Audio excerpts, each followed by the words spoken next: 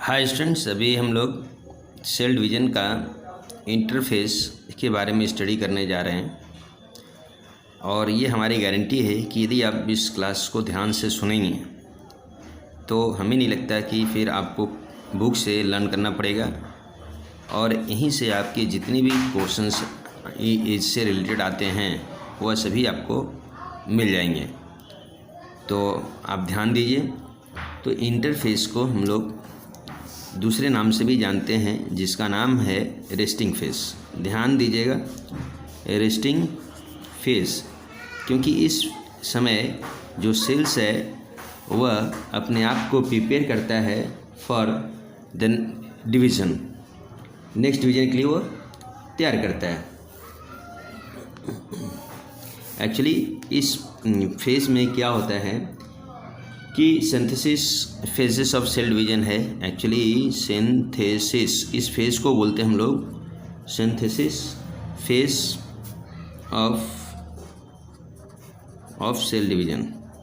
माने इसमें जो बहुत सारी चीज़ें हैं वह हमारी इस सेल के अंदर में बनता है, जो सेल डिवीजन के लिए बहुत ही इम्पोर्टेंट होता है। इसके बाद ही साथ इसमें रिप्लिकेशन ऑफ डीएनए होता है। रिप्लिकेशन ऑफ मतलब क्या है कि जितने भी डीएनए है वह आपका डबलिंग का भी काम होता है। जो सेल ऑर्गेनेलिस है हमारे सेल के अंदर में, उसका भी डबलिंग होता है। कुछ ऐसे प्रोटीन्स हैं जो आपका सेल डिवीजन में इम्पॉर्टेंट होता है, उनका भी इम्पॉर्टेंट क्या है, रिप्लिकेशन ऑफ डीएनए होता है इस फेज में। इसके बाद हम लोग लिख सकते हैं कि सिंथेसिस ऑफ कुछ इम्पॉर्टेंट प्रोटीन है जिसमें हिस्टोन प्रोटीन बोलते हैं हम लोग, जो सेल डिवीजन में बहुत ही इम्पॉर्टेंट होता है। प्रोटीन टेक्स प्लेस, प्रोटीन इस समय यह बनता है। तो इस तरह से ये सब चीज़ें होती हैं और इन सभी चीज़ों को होने के लिए यह 3 फेज में कंप्लीट होता है। यह कंप्लीट होता है 3 फेज में, इन 3 फेजेस। तो ये सभी फेजेस क्या है, चलिए देखते हैं। नंबर 1 है G1 फेज।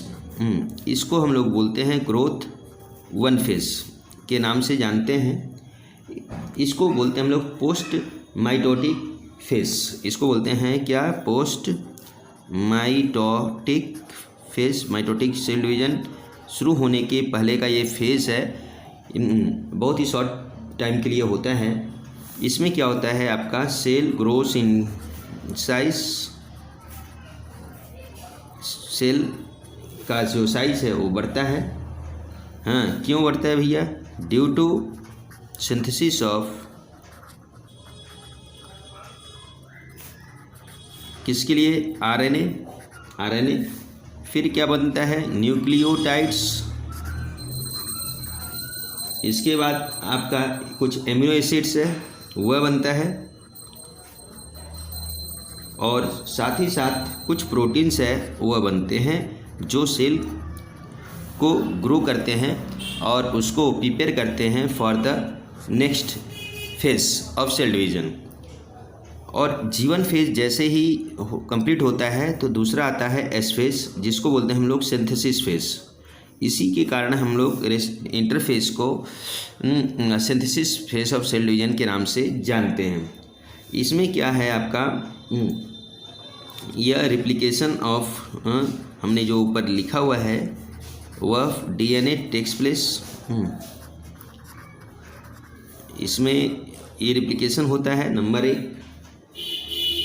इसके बाद जो आपका डीएनए है वह डबल होता है, उनका जो कंटेंट जो भी होता है वह डबल हो जाता है इस फेज में। यह बहुत ही इम्पोर्टेंट है, शॉर्ट क्वेश्चन के लिए आते हैं। और इसके बाद डुप्लीकेट सेट ऑफ क्रोमोसोम क्या होता है, फॉर्म्ड होता है। क्रोमोसोम्स फॉर्म्ड, यह चीज़ बहुत ही इंपॉर्टेंट है शॉर्ट क्वेश्चंस के लिए। बहुत सारे एग्जाम्स में आते रहते हैं, तो ये आप ध्यान से देखिएगा। और लास्ट है इसका इंटरफेस का जो पार्ट है वह G2 फेस है।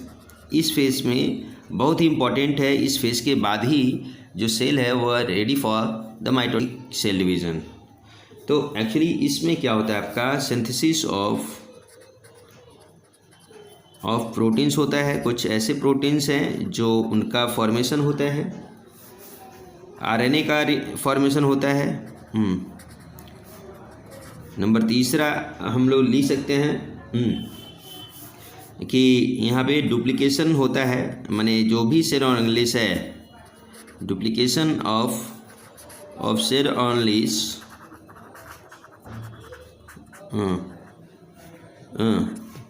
का भी डुप्लीकेशन होता है। जितने भी सेल ऑर्गेनेलिस होते हैं हमारे किसी भी सेल्स में, वह सभी डुप्लीकेट, मतलब कि नया सेल बनेगा तो उसके लिए तो और भी चाहिए। ऐसा नहीं है कि एक सेल का माइटोकॉन्ड्रिया है तो दूसरे में चला जाएगा तो इसमें क्या रहेगा। तो ये सभी चीज़ें हैं वह G2 फेस के अंदर में बनता है, और इसके बाद ही जो है वह cell pass to the prophase of the mitosis cell division. तो इस तरह से जो कोई भी सेल है वह इंटरफेस कंप्लीट करता है। आई होप यह समझ में आप सभी को आया होगा। यदि आपको यह समझ में अच्छा लगे और समझ में आए तो आप इसे अपने कलीग्स के बीच में शेयर करें, जिससे कि दूसरे को एडवांटेज मिलता रहे और मुझे भी एनर्जी मिलती रहे।